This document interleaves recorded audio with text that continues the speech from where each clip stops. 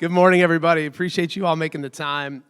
Kim and I are very excited. We had a chance to catch up last week for a little bit, and we talked for about an hour without a break in the action. And so we'll try to keep it to the 30 minutes. But really excited to have Kim here. Obviously, very accomplished and an amazing background with a wealth of knowledge that she can help lay onto the group here. But what we're going to obviously talk about today is Toys R Us. And you know, as I was talking to Kim, I think the thing that was so interesting to me is I'm intrigued by the brand, right? I'm a Toys R Us kid. I've got young kids right now, and a lot has happened. And so I want to start there, Kim, if we can, with, you know, give us a little bit about what's happened. There's a lot of intrigue in the room. People want to know where we're at today, and so we'll start with that. That's great. Hi, everybody. Did you all have your coffee? I'm on the third cup. So Mike sang the song. The great thing about this brand is everybody loves it, and everybody's a Toys R Us kid. So I'm very lucky to have this job because I started with everybody loving this brand. But just to give you a little background, Toys R Us is currently, we have 1,350 stores approximately in over 30 countries. And as you know, we're in Macy's now, where there's over 400 store-in-stores, and we have our amazing global flagship store in American Dream, which is incredible. It's 20,000 square feet and selling 10,000 toys. We just opened up a train in American Dream, so the brand, we're just doing a lot of experiential type stuff.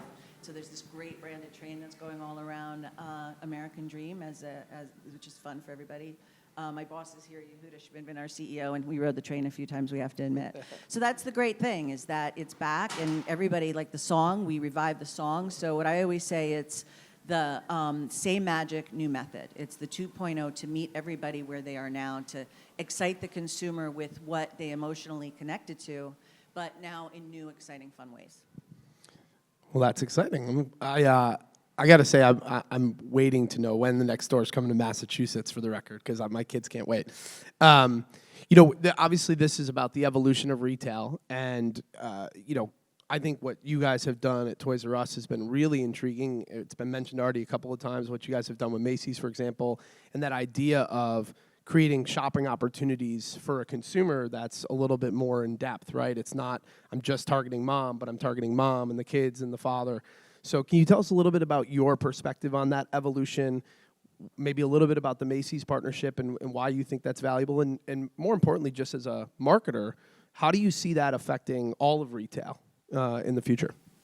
Well, I think the most important thing is to meet the consumer everywhere they are. So, you know, you might be looking on social media at a product and then buy it in the store. So, and when it comes to experience, you know, before the pandemic, everybody was looking at experience, and now we're all getting out of the house, and especially with kids. So it's amazing to have them be able to be in a space and touch the toys. And the amazing thing with the Macy's partnership is it's Toys R Us and Macy's. So it's not just an aisle of toys. There's the sign, there's the colors, there's the song, there's little playstations for the kids. I don't know if any of you have been to Herald Square, but there's actually a playground, which is amazing.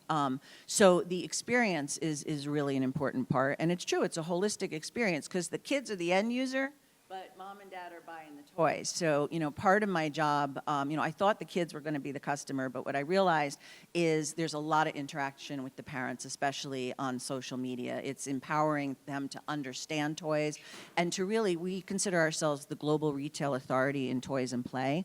So it's helping parents understand the value of toys and play to help their kids grow and develop. So, you know, toys are great to buy for Christmas. They're great to buy, you know, for a birthday. They're great gifts. But play is such a valuable part of the development of human beings, and to be able to bring that insight to parents and also to be able to help them with buying guides and information is really a big thing. So it crosses the whole spectrum, and that's really super exciting for us. You know, you mentioned something that was interesting to me. You talked about the experience in Macy's and how important that is with a worldwide brand, right? And, you know, you talked about it, 30 countries, thousands of stores. How do you maintain that look and feel, that experience? How do you make sure that if someone's, you know, in Tokyo and then comes to the United States, that they get that same look and feel, that same experience? What's your perspective on that? Well, that's the magic. And, some of the ways we do it is we connect with all of our global partners. We have monthly, we call it the G30, the Jeffrey with the 30 countries, so we all come together. We have a yearly global summit. But also what's really important is that, I provide those assets and all of the things that they can do to connect the brand. Like I said, we revived the song. We created a Jeffrey dance, and it's so amazing to have people in, Dubai sending me their store employees doing the Jeffrey dance with kids. So, and it's the branding of everything. It's, Jeffrey had a birthday for the first time in all the years that Toys R Us existed. He never had a birthday. So October 17th, it took a while to get everybody to align on the date, but October 17th is his birthday, which actually is the perfect time because it's like right before the big season. So what we're trying to do is with everything is elongate that season. So it was great. So we provided the assets and everybody did sweepstakes to drive people into stores. And Jeffrey's 9 years old. He'll always be 9 years old. And Elmo's always 3.5. And the reason is that you don't want a 50-year-old grumpy giraffe being your mascot. So a lot of stores, though, did 9 days of events. Macy's, throughout every Macy's, did 9 days events. So there was a Barbie day that everybody came in and experienced Barbie. There was, Rainbow Loom, Matchbox cars. So, there's all sorts of activations and things like that to be able to provide. We also did Jeffrey's World Tour, where Jeffrey traveled the world to the main markets, 10 markets. And again, it was a whole initiative that we provided all the social assets, we provided all the store assets, we provided all the media around it. And it was to drive kids into stores to spin a wheel to win a 1-minute shopping spree, which is a big deal for a kid. You can get a lot of toys. Some markets are like, that's a lot of toys we're giving away for 1 minute. But again, and then what we did is we shot it, we casted a brand ambassador, and then it's going to be a YouTube series that we're going to distribute globally, and we're also looking for a distribution partner for. So that connected all of us. It was great. Yeah, I love the Jeffrey's birthday. My son's about to be 9, so I'm in that fast. But he would love to just go to the toy store every day at this moment in time. Yeah, it's a perfect age. It really is. Toys, 9 years old. Yep. The one thing I want to follow up on is you mentioned the importance of play with kids, and when we talked about the pillars of play. Yes. I'd love to hear a little bit more about that for the audience because I think that really is helping to take the brand beyond what you just said. I think most of us associate, hey, I need a gift for a kid, I'm going to go to Toys R Us. Right. But I think the idea of trying to leverage what all of the capabilities are, the pillars, is really important. And you've talked about, when we talked before, you mentioned different countries, different things mean different things. I think that's really interesting. Right. So, we all have to look at retail at 365 days of retail, right? And we all have seasons. So it's, again, what are other reasons to buy toys? And, in doing research with my team, we found, again, that development is a big part of childhood growing up. So we developed the 12 pillars of play, and they're broken down into different categories that help kids learn and develop in different ways. So there's building, there's musical play, there's language play, there's sensory play. So we provided big research packets, video buying guides, and all sorts of media to be able to give the market so that they could do it. We just recently did a survey, and that was the top initiative of the year that they want us to continue with.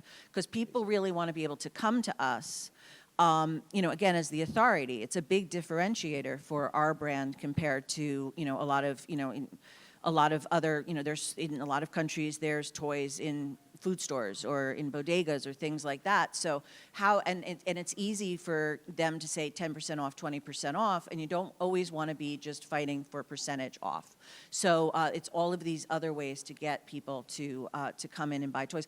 And also I love it because I think we're adding value to the world, right? I mean, we want to advocate for kids. This year we're starting a global kids council where there'll be a representative from each country, a child that'll be contributing in meetings to really kind of, from their perspective, for us to learn what's important to kids and how they consume play in a fun, empowering way. And it's working, I just want to say, because we've got a dwell rate in store of over 50%. It was like 58% of a dwell rate, 58 minutes. That's what I wanted to say. Yeah. And I remember when we talked to you, you were floored by that. Yeah. I think that's spectacular. Because, they're coming in, they're experiencing, we're engaging parents to feel good about us. They're asking questions to the salespeople, and the kids are playing. So it's a perfect scenario. So I think it's working. I would say so. That's a really, really strong number. And, as we talked a little bit, you mentioned the flagship store in New Jersey. We talk about dwell rate, and you guys have created a very unique experience there on purpose. It's not about, I think the evolution of retail, as we talk today, I'm sure we'll hear a lot about this from different companies. This idea of creating experiences for your customers is important, but you talked about there's a goal to enhance that and to grow those flagship stores across the country, which is, I also said, is very interesting. And in my world, I'm in the media space, and we talk to a lot of customers, and the focus tends to be on e-commerce and how do we get more people on our website and engaging with our content online. And yet we were talking about how you want to bring more people into the store and add more environments where they can do that. So why don't we talk a little bit about flagship stores and what's your goal there? Yeah, I mean, we need to be with the customer where they are. So e-com is a huge thing for us as well. So American Dream is amazing. Have you guys been there? And you got to go. It's so incredible an experience. Like, there's a Nickelodeon theme park. There's a water park that's the largest in the Western Hemisphere. It's incredible. There's all these activations, and then there's a whole other side that all is elevated shopping experience with really great high-end brands. So American Dream the Toys R Us is doing so well there that we announced last week that we're opening a Babies R Us flagship store there. So I'm just super excited about that, because I talk to people here that are moms and are expecting, and it's just, again, it's a huge white space that when Toys R Us and Babies R Us went away, nobody jumped into and really grabbed. So it's so exciting. People are looking for it. And again, that's going to be experienced too. There's going to be a stroller test track. There's going to be education. There's going to obviously be a place for mom to take care of herself. There's going to be all these places, all these opportunities to have photo interactions to announce your pregnancy or do a gender reveal. So there's all that. And like I said, at American Dream, it's 2 floors. There's all sorts of places to play, as with Macy's. And, there's magicians there, and there's representatives from different toy companies there that are there, with play activations. And of course, how can I forget Jeffrey? So for me, Jeffrey needs to be for Toys R Us what Mickey Mouse is for Disney. And he's on TikTok. We've got over I think it's like 5 billion views on TikTok of love for Jeffrey. So Jeffrey's out there. The mascot's out there. At Macy's, there's a Jeffrey on a bench in every Macy's. The photo ops are great. We hashtag, Toys R Us at Macy's, and, we post at least once or twice a week these cute little kids. People have put their dogs on this bench. There was even a duck. So I don't, what are you going to do? So, but those type of things are really what brings the consumer in. And we're going to have more flagship stores, news to come down the road. But, even Macy's is also doing a lot of that experience. So and also our global partners are following that flagship. So again, to your point, how do we keep it the same? How do we make sure we're differentiated and people are like, Toys R Us, you got to go? 100%. That's very exciting. And I can't wait. Like I said, Massachusetts, I want to call. I want to know in advance. I'm ready to go. We got to do Massachusetts. And then kind of the last question I want to ask you is what I was a little bit alluding to when we were talking about in-store experiences, which is this whole wave of e-com has taken over how we all shop, right? We were talking about my shirt earlier. That's an e-com. It's an app, for the record. So we'll talk about that offline. But as e-com shifts and moves and becomes a bigger part of what different companies are doing and consumers are shopping differently, yet you're creating experiences in store. How do you kind of toe that line of connecting? Because you still have an online presence, and we can still buy things directly from you online. So what's the plan for you as you're marketing to consumers of how you build that balance? I think it's super important to make sure that you are where they look and need to be. Because if there's an opening, then they're going to go there. If it's, and so that's the big thing is, one thing Yehuda always says to me and my team that is in the back of my head all the time is, who are they? Take it from their perspective. No matter who you're speaking to, no matter what you're doing, is what do they need from you? And I think that's such a valuable thing to always step back and think about, because so if we're on e-com, what do they need? How do they get a question answered? How do they make sure that we're providing all the information we need to close the sale? social media is just like crucial, I mean, so it's just such a big part. Creating a community and a conversation is super important.